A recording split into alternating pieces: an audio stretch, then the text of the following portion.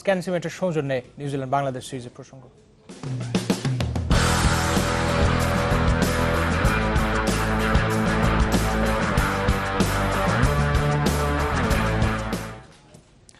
দুর্ভাগ্য আর ক্যাচ মিসের মহড়ার পরও ক্রাইস্টচার্চ টেস্টে ঘুরে দাঁড়ানোর ইঙ্গিত দিচ্ছে বাংলাদেশ। বৃষ্টিবাধায় আগেভাগেই শেষ দ্বিতীয় দিনের খেলা। টাইগাররা এখনও এগিয়ে রয়েছে 29 রানে। বাংলাদেশের 289 রানের জবাবে প্রথম ইনিংসে নিউজিল্যান্ড তুলেছে 7 উইকেটে 260 রান। 3 উইকেট নিয়েছেন সাকিব আল হাসান আর দুটির শিকার কামরুল ইসলামের। শুধু মন্দ ভাগ্যই নয়, ক্রাইস্টচার্চ টেস্টের দ্বিতীয় দিন ছিল ক্যাচ মিসের মহড়াও। দিনের শুরুতে ক্যাচ ফেলেন মাহমুদুল্লাহ, কিছুক্ষণ পর সাব্বির রহমান, প্রাণ ফিরে পান জিত রাভাল।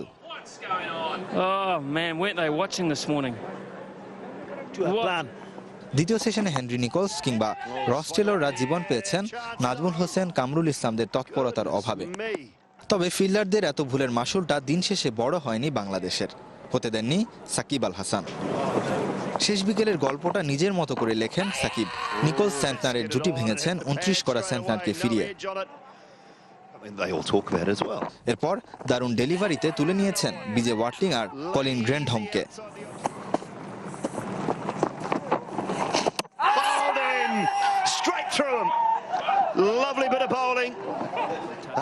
সাফল্যের শুরুটা কামরুল ইসলামের কল্যাণে। প্রথম ওভারে নিয়েছেন 2 উইকেট। জিত রাভাল আর ভয়ঙ্কর কেন উইলিয়ামসন ফিরেছেন ওই ওভারে। মাঝে দেয়াল হয়ে দাঁড়িয়েছিলেন টম ল্যাথাম, সঙ্গী রস টেলর। শেষ 7 টেস্টে ল্যাথামের ষষ্ঠ হাফ সেঞ্চুরির সঙ্গে তৃতীয় কিউই ব্যাটসম্যান হিসেবে রস টেলরের 6000 রানে বড় সংগ্রহের পথে ছিল নিউজিল্যান্ড।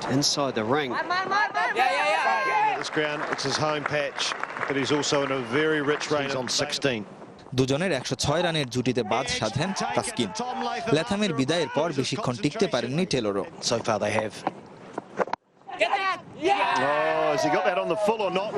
শেষ সেশনে বৃষ্টির বাধায় খেলা হয়নি 19 ওভার। শেষ বিকেলে সাকিব ঝলকে ম্যাচে ফিরেছে বাংলাদেশ। এ প্রত্যাবর্তন পূর্ণতা পাবে যদি তৃতীয় দিন প্রথম সেশনের 1 ঘন্টার মধ্যেই নিউজিল্যান্ডকে অল আউট করা সম্ভব হয়।